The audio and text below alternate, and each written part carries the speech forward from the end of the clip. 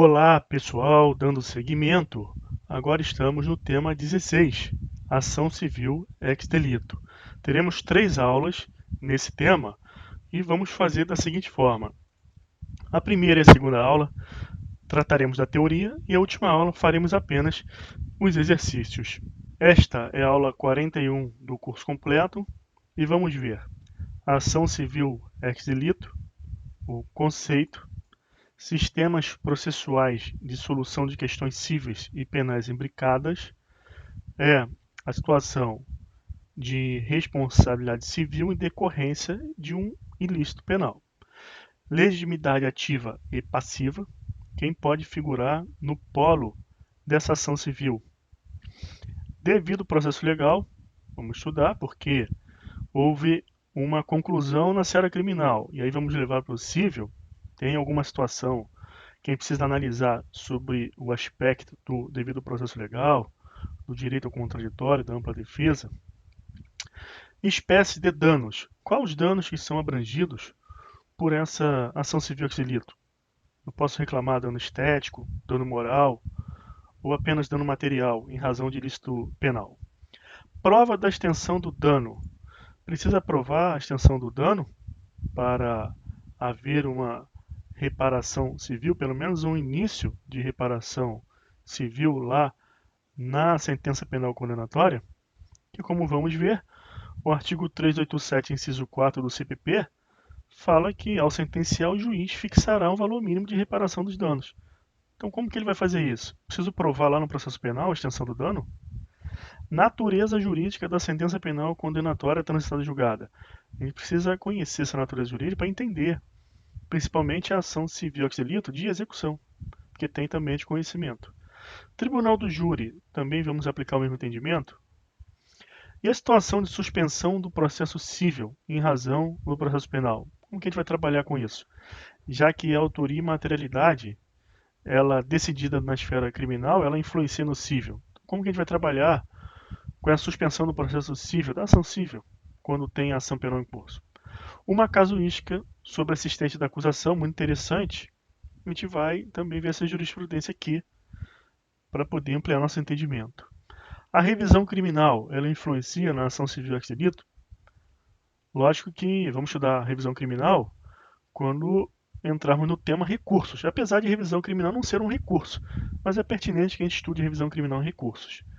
Então nós vamos trabalhar aqui sobre a revisão criminal, apenas no que interessa a entender a ação civil ex delito. Dedução das penas pecuniárias. Isso aqui é tranquilo. Somente à luz de princípios você consegue descobrir o que eu quero mostrar para vocês a respeito dessa dedução das penas pecuniárias. Logicamente que quando o Código Penal, ou o Código de Trânsito Brasileiro, também tem uma regra que fala em pena pecuniária a ser paga à vítima, lógico que quando a gente tratar de ação civil ex delito, você tem que entender que precisa deduzir esse valor da pena pecuniária em eventual reparação civil em razão de uma ação ex delito. Senão, o que nós vamos ter? Enriquecimento sem causa. Porque a pena pecuniária ela tem fins reparatórios. E nós também vamos ver jurisprudência, como de costume, ao longo da tratativa dos assuntos, que ajuda no entendimento. Primeiro, eu quero lembrar vocês da situação topográfica da ação civil. Ela está no artigo 63A, 68 do título 4 do livro 1 do CPP. Então, nós tivemos aula de índice sistemático. É muito importante você conhecer o índice sistemático, que te ajuda a organizar o conhecimento. Então, o CPP é dividido em livros, títulos e capítulos. Os capítulos eles estão dentro de alguns títulos, que precisam ser desmembrados. Então, no livro 1 é o processo em geral. Então, nós já vimos o título 1, disposições preliminares, título 2, inquérito policial, título 3, ação penal. E agora vamos tratar do título 4, da ação civil. Então, são poucos artigos. Qual é a boa notícia? É um estudo objetivo. Então, se você entende bem esse assunto, você tem uma perspectiva de não errar nenhuma questão de ação civil. Essa é a sua estratégia. Eu não vou errar a questão de ação civil, porque é bem objetivo e são poucos artigos. Então entenda bem isso. E esse tipo de questão você não pode errar. Tá ok? Então vamos começar falando do conceito. O que é um conceito? Conceito é uma ideia que você tem a respeito de alguma coisa. Qual a diferença de conceito e definição? Definição é quando você explica o conceito para alguém, você o define. Então a definição pode ser feita por várias formas. Então o que você pode depreender disso? Que quando você lê uma definição em algum livro doutrinário acerca de instituto jurídico, ou um professor fala para você, olha, isso é isso. Essa forma de falar isso é isso, é definir algo, você está definindo algo. Então, qual a diferença de conceito para definição? A definição, na prática, é quando alguém explica uma ideia para você, ou seja, um conceito, e você, na verdade, precisa se esforçar para memorizar. Então, a explicar definição não interessa muito para o estudo ativo que você precisa ter para o seu concurso. O que você precisa é ter explicação de ideias, do conceito. E a definição, professor? Faça a sua, você faz a sua definição. Eu te explico a ideia, você compreende bem e você define. Isso é estudar de forma ativa. Então aqui embaixo eu fiz uma definição. Essa definição não está em livro nenhum, eu que fiz. Porque eu tenho a ideia. Então você tem que aprender a dessa forma. E eu vou te mostrar como você vai fazer isso. Você vai definir a ação civil expedito sozinho. Para tanto, nós vamos ler o artigo 63, o artigo 64 e os parágrafos. E eu vou te mostrar como que você vai fazer isso. Bom, artigo 63. Transitada em julgada a sentença condenatória, poderão promover-lhe a execução no juízo civil, para efeito de reparação do dano, o ofendido, seu representante legal e seus herdeiros. Então eu marquei com cores diferentes: execução, juízo civil, ofendido, representante legal e herdeiros. Então você já sabe que essa sentença transitada em julgada no juízo criminal, essa condenatória, né? Porque tem absolutória também, a condenatória, ela permite que você execute no cível para efeito de reparação do dano. E quem que pode fazer isso? O ofendido, o representante legal e herdeiros. E aqui você já observa uma diferença para a ação penal privada e a ação pura condicionada de representação, que lá se fala em CAD, cônjuge, ascendente, descendente e irmão. E aqui nós estamos falando de herdeiros. Então aqui é mais amplo. Então eu posso ter um herdeiro testamentário executando essa sentença civil. Basta que o testador, o de cujos, ele tenha deixado por via de testamento essa reparação, esse direito de ação aqui para determinada pessoa. Então eu tenho um rol maior. Posso ter um tio executando essa sentença civil. Basta ele ser chamado a suceder. Tá certo? Na ação penal privada e na representação, na pública condicionada, eu só vou ter, no máximo, a figura do irmão, que é um herdeiro colateral de segundo grau. Então, o colateral ele só vai herdar se não tiver o herdeiro necessário. Agora, o artigo 1592 do Código Civil diz que os herdeiros colaterais também pode chamar de transversal. Porque olha aqui a seta aqui, ó. Olha aqui a seta, ó. Eu tenho aqui, ó, o ofendido. O ofendido. Aí eu subo aqui, ó, a mesma linha reta, ó, linha reta, ó. Tá vendo? Então aqui, ó, linha reta eu venho pro pai, ó. Então é primeiro grau. Primeiro grau. Quando eu desço de forma transversal aqui pro lado, ó. Por isso que fala que é linha transversal. Então eu tenho a linha reta, o ofendido. Aí eu venho pro pai, linha reta, primeiro grau, transversal, segundo grau. Então o irmão é de segundo grau. Mas o 1592 fala que os herdeiros colaterais, ou também chamados transversais, eles podem ser até de quarto grau. Então eu posso ter aqui, ó a seta. Ó. Posso ter o ofendido, aí eu subo linha reta, pai, aí eu subo, ó, de novo, ó, pro avô, ó, avô é segundo grau em linha reta. Ó. Se eu quebrar aqui na transversal, ó, vem pro lado do pai, ó, aí é o tio. Então é 1, 2, 3, tio é terceiro grau. E se eu desço, também é transversal primo, ó, quarto grau. Então eu posso ter primo aqui, ó, como herdeiro, para a ação civil ex delito. Mas lá na ação penal privada e na condicionada representação, é só até o irmão. Então é cônjuge, ascendente, descendente e irmão. Então eu tenho o cônjuge, né, que não é herdeiro em linha reta nem colateral, cônjuge é cônjuge. E eu tenho ascendente, ó, Eu tenho pai ó, e mãe, ó, primeiro grau em linha reta, e eu tenho irmão, que é parente de segundo grau da linha colateral transversal. Então aqui é mais, tá certo? Agora vamos para o 64. Sem prejuízo do disposto no artigo anterior, a ação para ressarcimento do dano poderá ser proposta no juízo civil contra o autor do crime, se for o caso, contra o responsável civil. Aí você já para e pensa que sem prejuízo do disposto no artigo anterior, sem prejuízo do quê? Sem prejuízo dessa ação de execução aqui, ó. Eu posso ter uma ação lá no civil de reparação de dano, então aqui é uma ação de conhecimento. Não é uma ação de execução, é uma ação cognitiva. E eu posso ajuizar essa ação cognitiva de conhecimento contra o responsável civil. Aí você vai olhar no 63 e vai ver que aqui não está dizendo contra quem eu posso ajuizar essa ação de execução. Mas não precisa, porque você entende os princípios constitucionais aplicáveis ao processo penal. Também ao processo civil, trabalhista, qualquer processo judicial. E quais são os princípios aqui que nos fazem entender por que aqui não precisa dizer contra quem? O princípio do contraditório, da ampla defesa devido ao processo legal, que é o princípio retor.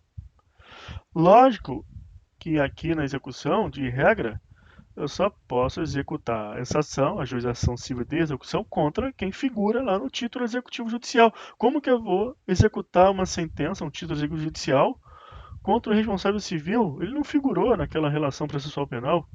Então, viola um princípio constitucional devido ao processo legal, isso é basilar. Então, não precisa ter aqui. Contra quem? Aqui é contra o condenado. E aqui? Aqui eu digo, eu também posso executar a lei lá do condenado ao responsável civil. Mas aqui é uma ação de conhecimento. Então, o responsável civil, ele pode exercer o contraditório, a ampla defesa. Qual é o exemplo clássico aqui? É aquele atropelamento feito por um empregado que anda na rua com o carro da empresa. Então, ele atropelou, matou alguém. Então, ele é autor de um crime, no mínimo aí culposo, né? De homicídio culposo. Então, quem é autor do crime? É o motorista. Não vou poder colocar a empresa lá, o patrão, o Ministério Público não pode denunciar a empresa. Só em crimes ambientais, que a pessoa jurídica pode figurar no polo passivo de ação penal. Mas é a responsabilidade civil, aí tudo bem. É possível de se buscar a responsabilização civil da empresa. Eu revigilando, aí pode sim. Mas essa empresa, essa pessoa jurídica, ela vai exercer o contraditório, ampla defesa. Por isso que tem essa hipótese aqui, da ação de conhecimento ex delito. Tá certo? Então, ambas as ações, ó, é nocível, tá em verde aqui, é nocível. Só que uma é de execução, a outra é de conhecimento. A de conhecimento pode figurar no polo passivo autor do crime, mas também responsável civil. E a legitimidade ativa, ofendido, representante legal e herdeiros. Atentando para essa semântica aqui de herdeiros, que é mais ampla. Parágrafo único do 63. Transitada em julgado a sentença condenatória, a execução poderá ser efetuada pelo valor fixado nos termos do inciso 4 do caput do 387 deste Código, o CPP, sem prejuízo da liquidação para apuração do dano efetivamente sofrido. Essa regra aqui, parágrafo único, ela só serve para dar efetividade ao caput, porque não tem como ter uma execução se o título executivo judicial ele não se formou, ele não é exigível. Só vai ser exigível com trânsito julgado. Então é transitado e julgado a sentença penal condenatória. Aí sim a execução pode ser efetuada. E essa outra parte que ele fala do valor fixado nos termos do inciso 4 do caput do 387 também tem o mesmo objetivo de dar efetividade ao caput. Porque não é possível executar um título se ele não é líquido. Quais são os requisitos da execução de um título de crédito, executivo judicial, extrajudicial? São três. Você estuda em aulas de título de crédito, direito empresarial, que é a certeza, liquidez e a exigibilidade. Então, trânsito julgado é exigível. É líquido, porque esse dispositivo aqui que entrou no CVP em 2008, ele diz que o juiz, ele ao sentenciar e condenar o réu, ele irá fixar um valor mínimo de reparação civil considerando os prejuízos sofridos pela vítima. Então ele vai analisar lá e, vai fixar um valor. Tá certo?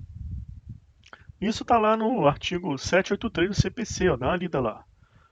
Ele diz que a execução de crédito fundar-se-á em título certo, líquido e exigível. Agora vamos aqui no parágrafo único do 64. Intentada a ação penal, o juiz da ação civil poderá suspender o curso desta até o julgamento definitivo daquela. Essa regra aqui é conveniente, porque as instâncias civil e criminal elas são independentes. Mas a decisão sobre autoria e materialidade levada a cabo no juízo criminal influencia a esfera civil. Isso está expressamente exposto no artigo 935 do Código Civil. O que diz lá? Que a responsabilidade civil é independente da criminal, não se podendo mais questionar no juízo civil a existência da autoria ou quem seja o seu autor, se essas questões já foram decididas no juízo criminal. Assim você entende a relevância desse parágrafo único do artigo 64, porque evita decisões conflitantes. Por isso é conveniente o juiz civil suspender o curso da ação de conhecimento até o julgamento definitivo da ação penal. Mas nós vamos estudar mais à frente uma regra do CPC que fala sobre um período de suspensão, etc., e o entendimento que deve prevalecer doutrinário e jurisprudencial sobre a aplicação desse aqui do CPP, tá ok? Mas nós estamos tratando do conceito. Então agora já temos elementos suficientes para fazermos a definição de ação civil. Cada um pode fazer a sua. O importante é a ideia ser a mesma. Então olha só, o que é ação civil ex delito? Trata-se de ação de execução ou de conhecimento ajuizada no juízo civil pelos legitimados ativos indicados no artigo 63 do CPP para a reparação de dano em razão de ilícito penal. Tranquilo? Então é possível ter uma ação de execução ex delito, uma ação de conhecimento ex delito. Ex delito é porque em razão de ilícito penal, cujos legitimados ativos são aqueles do 63 do CPP, sendo importante você colocar isso na sua definição, porque lá nós temos a figura dos herdeiros, cuja semântica é mais ampla do que o CAD da ação penal privada e da representação na ação pública condicionada. Tá certo? E para a reparação de dano em razão de ilícito penal, por isso que é ex delito. Aí eu coloquei aqui, vide artigos 186 e 927 do Código Civil, 91, inciso 1 do CP, 935 do Código Civil e 3874 do CPP, acumulado com 783 do CPC. Isso aqui são nortes que te ajudam a entender a razão dessa ação civil ex delito. Olha só, o que diz 186 do Código Civil? Que todo aquele que por ação ou omissão voluntária, negligência ou imprudência, violar direito e causar dano a outrem, comete ato ilícito. Então trata-se de uma interpretação autêntica. O legislador, ele diz o que é ato ilícito. E o 927 vai dizer que todo aquele que comete ato ilícito fica obrigado a repará-lo. De certo que alguém que comete infração penal, uma lesão corporal, atropela alguém, não está causando dano a outra, violando o direito alheio? Então não comete um ilícito também civil? Então nós temos um ato ilícito ex delito. Porque a esfera penal, ela pega uma gama de violações de direitos, de atos ilícitos, que também são infrações penais. Então são determinadas condutas que levam à responsabilização penal e civil. Aí você vai para o 91, inciso 1 do CP, que diz? Que a condenação ela tem o efeito de tornar certa a obrigação de reparar o dano. Então vamos lá, você tem dispositivos que dizem que quem comete ato ilícito fica obrigado a repará-lo. Depois vai para o Código Penal e diz que a condenação penal ela torna certa a obrigação de reparar o dano. Aí você vem para o Código Civil, lá no 935, e fala que se a autoria e materialidade restarem decididos no juízo criminal, não cabe discutir mais no cível. Logo, essa obrigação de reparar o dano ex delito, ou seja, aquele ocasionado por ilícito penal, ela é certa, não tem dúvida. Por isso que o legislador achou por bem criar um título executivo judicial. Para isso precisou ser líquido, por isso que veio o 387, inciso 4. cumulado com 783 do CPC, por quê? Porque aqui diz que a cobrança de dívida fundado em título, ela deve ser certa, líquida e exigível. Agora você entende a beleza do direito, porque tudo está concatenado, a interpretação tem que ser sistemática. Isso aqui também é uma técnica para te ajudar a lembrar das coisas, porque você não sobrecarrega muito a memória, você está indo a partir do entendimento. Então vamos seguir em frente. Agora vamos falar de sistema processual de solução de questões cíveis e penais imbricadas. Eu criei esse título aqui para explicar esses sistemas, para você entender que são questões cíveis decorrentes de ilícito penal. Então elas estão imbricadas. E aí a doutrina, mais a doutrina acadêmica, criou essas análises aqui de sistemas processuais, da confusão, da solidariedade, da livre escolha e da independência. O que você precisa entender é que os sistemas processuais são independentes. Isso é o que está expressamente exposto no 935 do Código Civil. A responsabilidade civil é independente da criminal. Então é isso que você tem que guardar. Aqui também, no 64 do CPP, fala que sem prejuízo do artigo anterior, a ação para ressarcimento do dano poderá ser proposta no cível. Então, independente de ação penal, antes ou depois, concomitante, não importa. Então, o sistema da independência. Logo, essas outras abordagens aqui, elas vão tratar de forma diferenciada. Mas o que você precisa ter em mente, que isso aqui não é muito importante. Você não vai ver em questão sobre esse concurso público, é muito difícil. Quando você observar uma questão mencionando alguma coisa disso, eu já analisei, isso não interfere na sua capacidade de resolver a questão, você resolve por outros meios, sem precisar saber isso aqui. Então, onde que isso aqui vai ser algo mais interessante? É num mestrado, num doutorado, mas para concurso público, para o operador de direito, no seu dia a dia, isso aqui não tem relevância nenhuma. Tá? Então, vou falar rapidamente, só para dar uma noção. Sistema da confusão. Aqui você vai lembrar da primeira aula de Direito Romano, quando você ingressa na Faculdade de Direito, quando o professor fala sobre a responsabilidade do corpo do devedor por suas dívidas. Aí dá aquele exemplo de que são vários devedores e aí cada um pega um pedaço do corpo do devedor. Aquele outro exemplo clássico da casa que desaba e aí mata mulher e filho. E aí o pai, ele tem direito também a matar a mulher e o filho do construtor. Ou seja, você não consegue identificar uma esfera civil e uma penal. Tudo é resolvido de uma forma confusa, há uma confusão das esferas. Na solidariedade, há duas ações distintas, você consegue observar dois processos distintos para resolver cada qual, o seu âmbito penal e o civil. Entretanto, há uma solidariedade entre os juízos. O mesmo juiz ele vai resolver avocando aquele outro processo para resolver conjuntamente. Na livre escolha, é uma faculdade do titular da ação resolver cá ou acolá a sua questão civil. E na independência é como vigora no sistema jurídico brasileiro, o que é civil é resolvido no juízo civil, independente da esfera criminal. E a possibilidade de formação de um título executivo ex delito não afasta essa independência de instâncias, até porque o próprio 63, que fala de execução por título, adverte da possibilidade de liquidar nocível para a apuração do real prejuízo.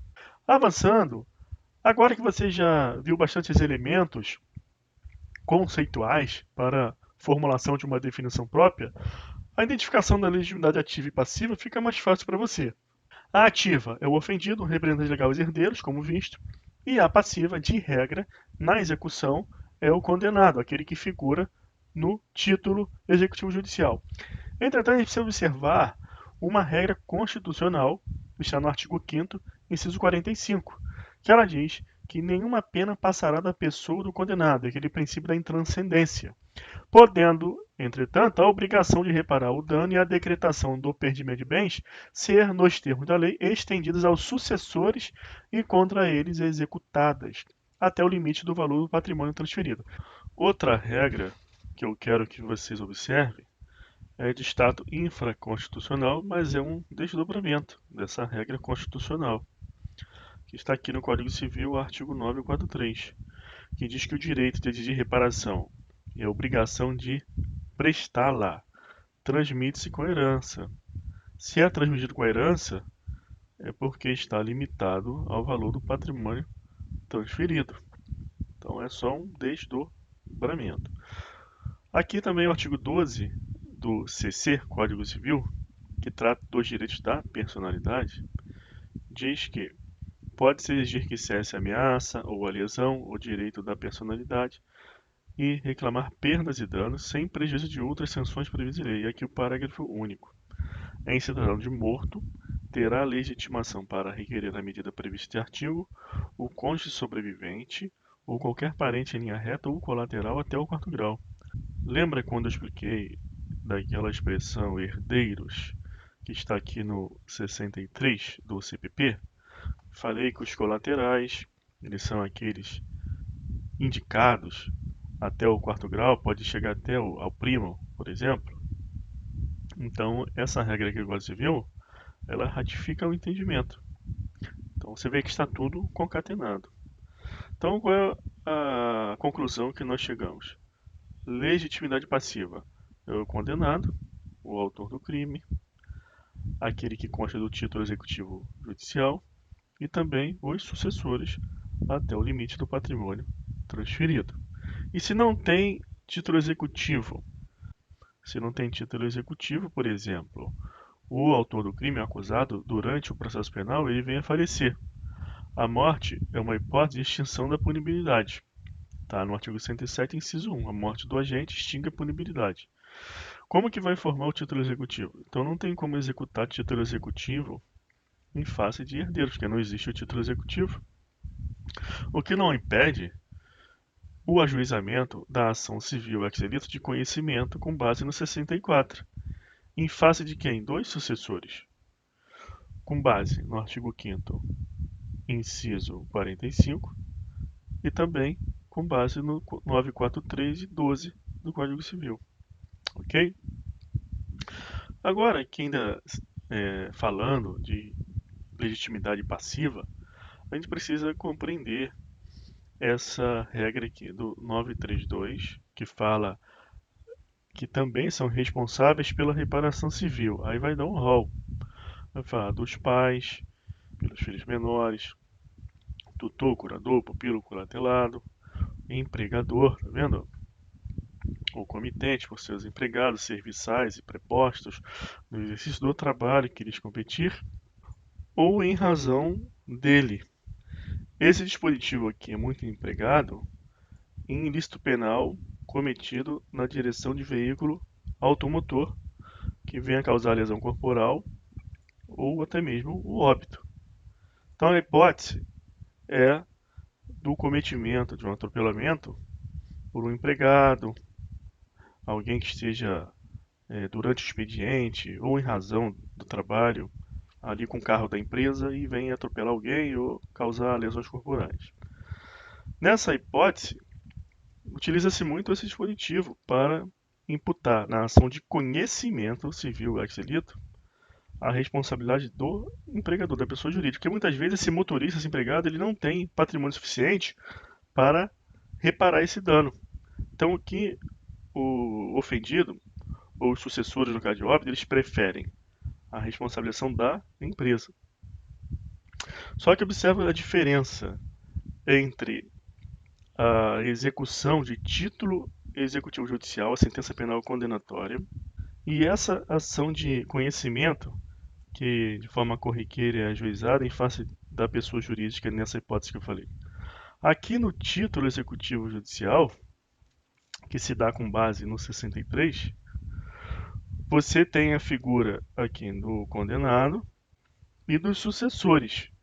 Então você pode executar esse título em face de quem causou o dano ou os seus sucessores. E nós dissemos aqui o fundamento constitucional, legal. Mas você não consegue enquadrar o empregador nessa hipótese. Então não dá para executar esse título executivo judicial em face do empregador com base naquele dispositivo do Código Civil. Caso contrário, você está violando o devido processo legal, contraditório para a defesa, porque o empregador não participou dessa relação jurídica processual penal. Ele pode se defender, por exemplo, se tiver oportunidade para isso, dizendo que essa pessoa, na verdade, não era seu empregado, não estava a serviço da empresa, nem em razão dele, então tem direito à ampla defesa e contraditório, constitucionalmente assegurado. Artigo 5º, inciso 54 e 55.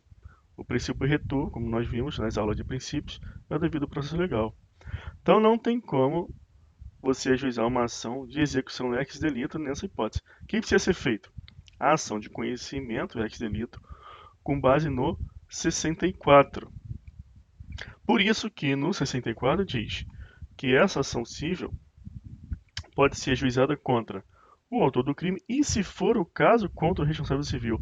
Por que se for o caso? Porque é preciso provar essas hipóteses aqui, ó, que os pais eles são responsáveis pelos filhos menores porque estão sob sua autoridade, em sua companhia, que o tutor, o curador, eles se acham nas mesmas condições pelos pupilos e curatelados, e que o empregador ele é responsável por seus empregados, porque a hipótese é de exercício de trabalho ou em razão dele. Então, mais uma vez, eu repito que está tudo concatenado. E tem outras hipóteses. Os donos de hotéis, hospedarias, casas ou estabelecimentos onde se albergue por dinheiro, mesmo para fim de educação, pelos seus hóspedes, moradores ou educandos. Os que gratuitamente houverem participado nos produtos do crime até a concorrência da quantia. E observa o seguinte, ó, que o 933 do Código Civil trata essas hipóteses de responsabilidade objetiva.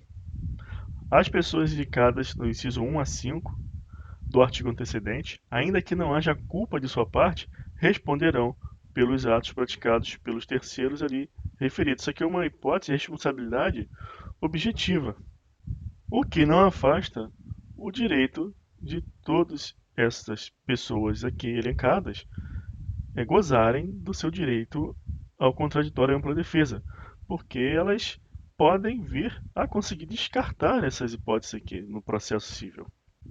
Assim, concluímos que a obrigação de reparar o dano do responsável civil ela deve ser apurada somente mediante ação de conhecimento ex delito, com fundamento aqui no 64, pelos motivos ora explanados. Agora vamos falar uma outra coisa, que também está ligada ao respeito ao devido processo legal. Você tem que entender o seguinte, que há uma divergência entre o entendimento predominante no STJ, jurisprudência consolidada, e a doutrina. A doutrina entende que esse artigo 387, inciso 4 do CPP, autoriza o juiz fixar o valor mínimo a título de reparação dos danos causados pelo ilícito penal de ofício, mas o STJ entende que não. A doutrina, ela simplesmente trabalha com todas essas regras aqui que eu comentei com vocês durante a definição e diz que esse 387, portanto, inciso 4, autoriza o juiz de ofício a fixar a reparação mínima. O STJ entende que não. Então você tem que trabalhar numa prova discursiva esses dois entendimentos. Mas para a prova objetiva, você marca o entendimento do STJ. A aplicação do instituto disposto no artigo 387, inciso 4 do CPP, referente à reparação de natureza civil, na prolação da sentença condenatória, requer a dedução de um pedido expresso do querelante ou do Ministério Público, em respeito às garantias do contraditório e da ampla defesa. Ao determinar a indenização de ofício, o juízo de primeiro grau decidiu fora dos pedidos deduzidos pelo parquet na peça acusatória, o que configura violação do princípio da correlação entre o pedido e a sentença a justificar o afastamento da reparação. Então observa o seguinte, aqui em cima eu falei sobre o devido processo legal, contraditório e ampla defesa, para fins de imputação do dever de indenizar ao responsável civil, que deve ser feito com fulcro no 64 do CPP. Já a jurisprudência do STJ, ela está falando uma outra coisa e vai mais a fundo. Ela diz que mesmo para fins de imputação do dever de indenizar ao próprio acusado, deve ser verificado na peça acusatória o pedido expresso disso. Caso contrário, o juiz não pode aplicar nem o 387, inciso 4. Então, observa essas sentenças criminais proferidas aqui pelo Tribunal de Justiça do Estado do Rio, para você verificar que esse entendimento do STJ, para fim de concurso público, ele é o que você deve guardar. E para a prova discursiva, aí você pode trabalhar o entendimento doutrinário com base naquelas explicações que eu dei no início da aula, quando tratamos da definição. Então você vai trabalhar com essa argumentação, principalmente para a prova de defensor público. Você tem que trabalhar esse tipo de argumentação. Aqui, ó, a primeira sentença, réu preso, roubo majorado. O juiz lá no momento de falar sobre a reparação civil, o que ele diz? Ó? Em observância aos princípios dispositivo da ampla defesa e do contraditório, deixa de fixar o valor mínimo para a reparação dos danos civis nos moldes do artigo 387, inciso 4 do CPP, pois não houve pedido expresso na denúncia. Outra decisão, aqui ó, furto, também na modalidade tentada e receptação. Mesma coisa. Deixo de fixar a reparação mínima dos danos previsto no artigo 387.4 do CPP, pois não houve pedido em tal sentido no curso do processo, além de não existir vítima específica. Então o juiz ele deve fixar o valor mínimo, se houver pedido. Mas mesmo se houver pedido, se não tem vítima específica, ele não vai fixar. Por exemplo, tem crime que não causa dano a ninguém. Um crime de porte ilegal de arma de fogo. Vai fixar uma reparação civil para quem? Se não tem nenhuma vítima determinada. Nesse caso específico aqui, você tem que analisar o processo. Né? Nós não vamos entrar aqui nesse mérito.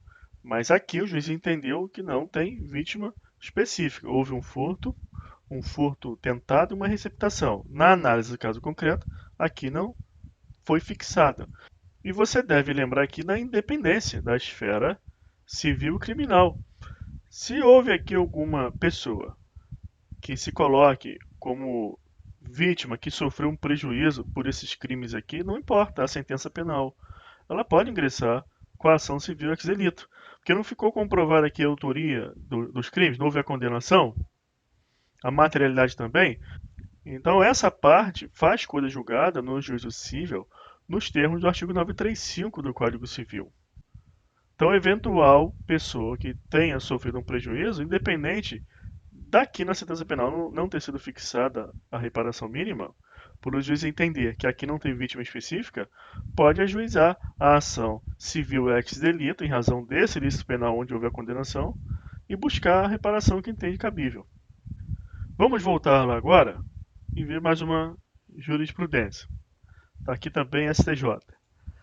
Para que seja fixado na sentença o início da reparação civil, com base no 387.4 do CPP, deve haver pedido expresso do ofendido ou do Ministério Público a ser possibilitado o contraditório do réu, sob pena de violação do princípio da ampla defesa, adequada fixação de valor mínimo de indenização à vítima, por quem, em caso, o MP requereu a fixação desse quanto no momento de oferecimento da denúncia. Agora vamos de outro assunto, espécie de dano. Isso aqui é tranquilo. Leia o texto do 387 e você vai ver que ele não diz qual é a espécie de dano. Logo, você pode buscar a reparação civil ex delito por uma obviedade à luz de qualquer de suas espécies. Então, uma lesão corporal grave poderá vir a facultar a vítima a buscar uma reparação por dano estético, dano por perda de uma chance. Vamos supor que essa vítima de lesão corporal grave, ela tem o seu rosto desfigurado, mas é um modelo internacional que tinha um contrato assinado com determinada agência e devido a esse crime não pode mais executar o serviço e não receberá a sua remuneração. Em razão dessa amplitude das espécies de dano, já que o 387 ele não fixa uma espécie de dano, olha aqui, ó, o juiz, ao proferir sentença condenatória, fixará valor mínimo para a reparação dos danos causados pela infração, considerando os prejuízos sofridos pelo ofendido. Então é amplo. Então, considerando essa importância de análise do 387, que surge a figura do assistente da acusação com seu papel de relevo no processo penal, principalmente para fornecer ao juiz elementos que lhe permitam fixar um valor idôneo a essa reparação de dano, de modo a satisfazer o ofendido, para que ele não precise liquidar essa sentença penal condenatória nociva, muito menos juizar uma ação de conhecimento desse delito. Então tá aí uma dica que é um papel de relevo do assistente da acusação nesse ponto aqui. Porque o Ministério Público ele está mais preocupado em buscar o quê? A possibilidade do Estado exercer o ius puniente, o direito de punir. E aquele que possui melhores condições de fazer a prova dos danos civis é o particular, é o ofendido. E aí entra em cena o assistente da acusação. Olha o enunciado 16, fortalecendo o entendimento aqui do FONACRIM, Fórum Nacional de Juizados Especiais Criminais. O valor mínimo para a reparação dos danos causados pelo crime pode abranger danos morais. E também a jurisprudência do STJ, informativo 588, considerando que a norma não limitou e nem regulamentou como será quantificado o valor mínimo para a indenização, e considerando que a legislação penal sempre priorizou o ressarcimento da vítima em relação aos prejuízos sofridos, o juiz que se sentir apto, diante de um caso concreto, a quantificar ao menos ou mínimo o valor do dano moral sofrido pela vítima não poderá ser impedido de fazê-lo. Agora avançando, vamos falar sobre essa questão da prova da extensão do dano.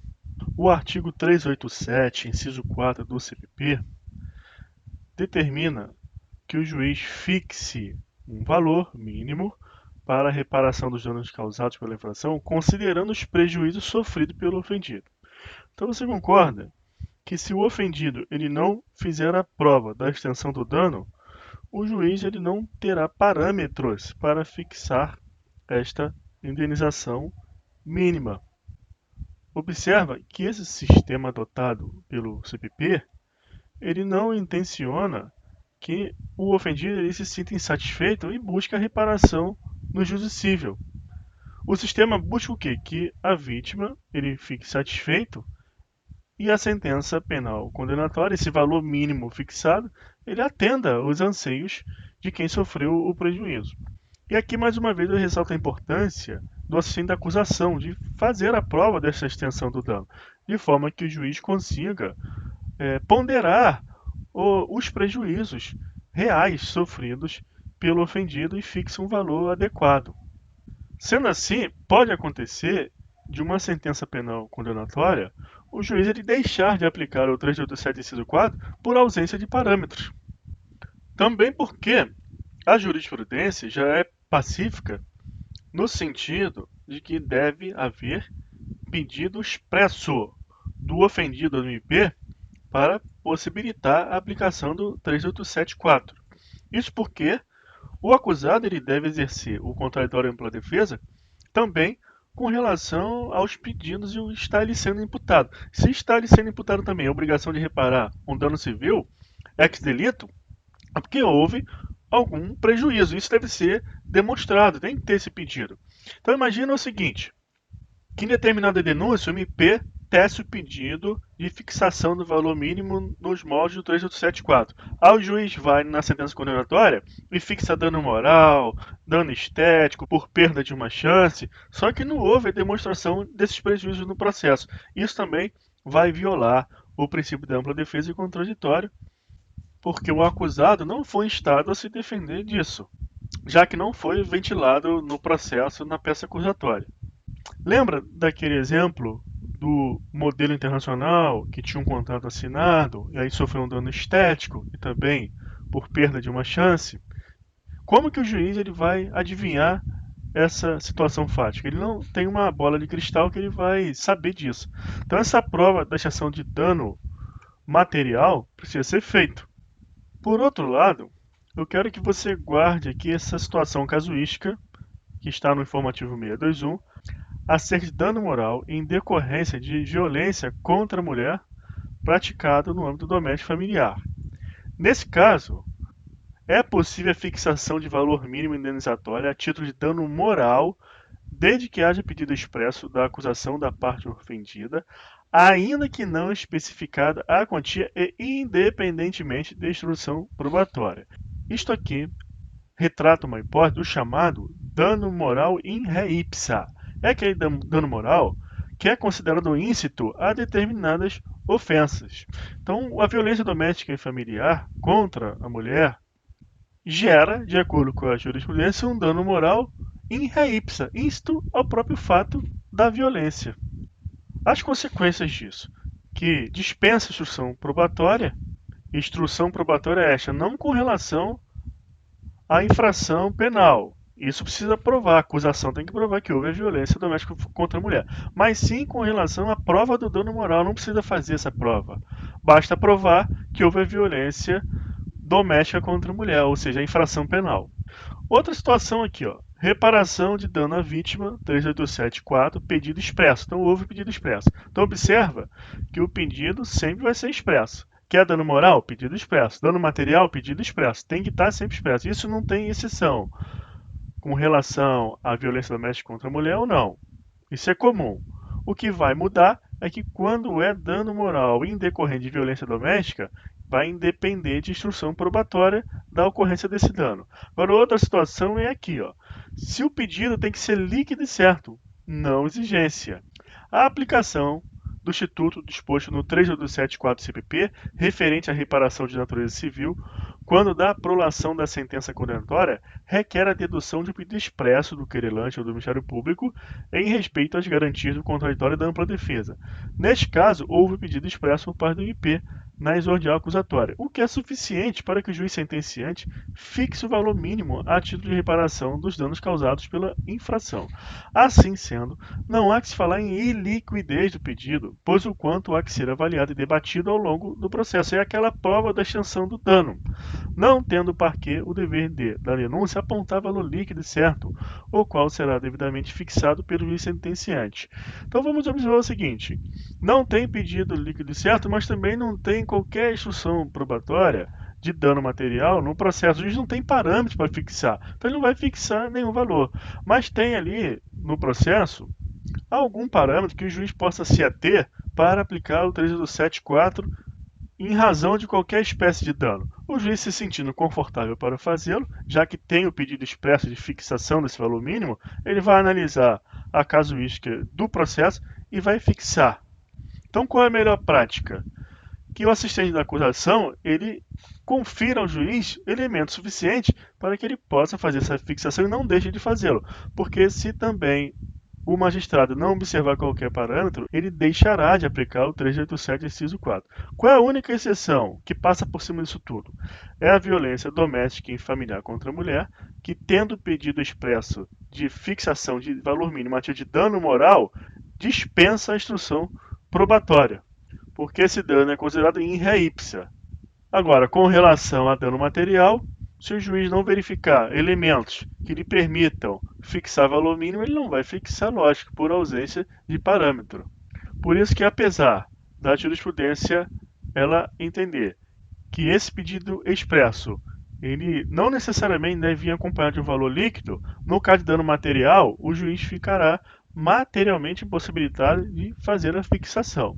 Então, para o dano material, deve ser dado ao juiz parâmetros para que se fixe. Por isso que você vai ver diversas sentenças criminais condenatórias com o juiz deixando de aplicar esse valor mínimo, porque ele não tem parâmetro. O que, eu torno a dizer, ressalta a importância do assistente da acusação. Natureza jurídica da sentença penal condenatória transitada julgada. A natureza jurídica dessa sentença é de título executivo judicial, o que dá sentido ao artigo 63 do CPP, como vimos, e está previsto no rol dos títulos executivos judiciais do 515 do Código de Processo Civil. Lá no inciso 6, a sentença penal condenatória transitada julgada é um título executivo judicial. Avançando, você também tem que saber que no tribunal do júri aplicam-se as mesmas regras por expressa disposição legal, artigo 492. Em seguida, o presidente proferirá a sentença que, no caso de condenação, observará as demais disposições do artigo 387 deste Código, o que inclui o inciso 4. Aqui trata do júri, 492. Sobre a suspensão do processo civil, você tem que lembrar que o parágrafo único do artigo 64 está lá. Ele diz que, em tentada a ação penal, o juiz da ação civil poderá suspender o curso desta até o julgamento definitivo daquela. Só que no processo civil, A situação da suspensão, ela se dará de acordo com critérios do 315. E ele fala sobre alguns prazos. Então, olha aqui, ó. Se o conhecimento do mérito depender da verificação da existência de fato delituoso, o juiz pode determinar a suspensão do processo até que se pronuncie a justiça criminal. Até aqui, tudo bem. Aí o parágrafo primeiro diz: se a ação penal não for proposta no prazo de 3 meses, contado da intimação do ato de suspensão, cessará o efeito desse, incumbindo ao juiz cível examinar incidentalmente a questão prévia. Aqui é que não tem ação penal, mas olha quando tem, ele fala um prazo de 1 ano. Proposta a ação penal, o processo ficará suspenso pelo prazo mais de 1 ano, ao final do qual aplicar-se-á o disposto na parte final do parágrafo primeiro, que diz que o juiz vai examinar a questão de forma incidental. Então observe o seguinte, esse prazo de 1 ano, ele é um prazo que ele não reflete a realidade do processo penal. O processo penal, de regra, ele vai demorar mais. Então, o que é entendido pela doutrina de jurisprudência? Que tem que ser aplicado o parágrafo único do 64, que fala que a suspensão vai até a decisão definitiva daquela. Então, fica aí para você essa informação de parâmetro. Casuística sobre assistente da acusação. Aqui é simples, o caso é o seguinte: seguro de vida, então uma cláusula comum desses contratos, que se o beneficiário causar a morte do segurado, ele não faz jus a receber o valor do seguro. Então a seguradora, ela buscou ingressar como assistente da acusação a fim de provar que o acusado que cometeu o homicídio. Dessa forma, à luz do 935 do Código Civil, esse reconhecimento da autoria fará coisa julgada no cível e ela não receberá o seguro. No entanto, a jurisprudência ela veda esse ingresso da seguradora como assistente da acusação. A seguradora não tem direito líquido e certo de figurar como assistente do Ministério Público na ação penal em que se imputa a um dos denunciados, beneficiário de seguro de vida da vítima, a prática de homicídio, porquanto não se caracteriza como vítima desse delito. Tampouco há previsão legal nesse sentido. Revisão criminal, o que você tem que saber é que a revisão criminal ela não é um recurso, é uma ação autônoma de impugnação. E nós vamos estudar em recurso se é conveniente ver a revisão criminal, habeas corpus, quando estudamos recurso. Então, qual é o efeito da revisão criminal? É rescindir o título executivo. Se rescinde título executivo, podemos ter 3 situações. Não tem ação civil ex delito em curso, já tem ação civil ex delito em curso, ou a ação civil ex delito já terminou e a suposta vítima já foi reparada. Ou seja, o vencedor na revisão criminal, ora inocentado, já desembolsou uma quantia para a suposta vítima. Então, o que vai acontecer? Se não tem ação civil em curso, ela ficará obstada, porque o título executivo ele se desfez. Se já tem ação civil em curso, ela será extinta, porque houve a quebra do título executivo judicial. E se ela terminou e a reparação já aconteceu, cabe ao inocente, essa pessoa foi inocentada, buscar a restituição do valor pago. Porque essa suposta vítima recebeu esse valor com base em um título executivo que foi rescindido. Então ele não pode ficar com esse valor. Precisa haver restituição e cabe ao suposto ofendido buscar uma ação de conhecimento no cível, onde o suposto causador do prejuízo alegado possa se defender de forma plena. E para fechar, vamos falar da dedução das penas pecuniárias. Isso aqui é um princípio natural do direito civil de que é vedado o enriquecimento sem causa. E também o bis in idem. É você receber 2 penas pelo mesmo fato ou receber quantia 2 vezes pela mesma causa debente. Então, se eu alego prejuízo, ofensa moral ou material e pretendo receber uma reparação, se eu já recebi, recebe de novo, é bis in idem da esfera cível. Então, nós temos algumas regras, como por exemplo aqui no Código Penal e no Código de Trânsito Brasileiro, que diz que o juiz ele pode fixar uma pena pecuniária, a prestação pecuniária aqui no Código Penal e no CTB, Código de Trânsito, fala multa reparatória. Esses valores eles são conferidos à vítima a título de reparação de prejuízo. Então, eles devem ser descontados de eventual ação civil ex delito, na qual se busca a indenização civil do dano. Então, vamos lá para o CP, 41, parágrafo 1º. A prestação pecuniária consiste em um pagamento em dinheiro à vítima, seus dependentes ou a entidades pública ou privada com legislação social de importância ficada pelo juiz. O valor pago será deduzido do montante de eventual condenação em ação de reparação civil.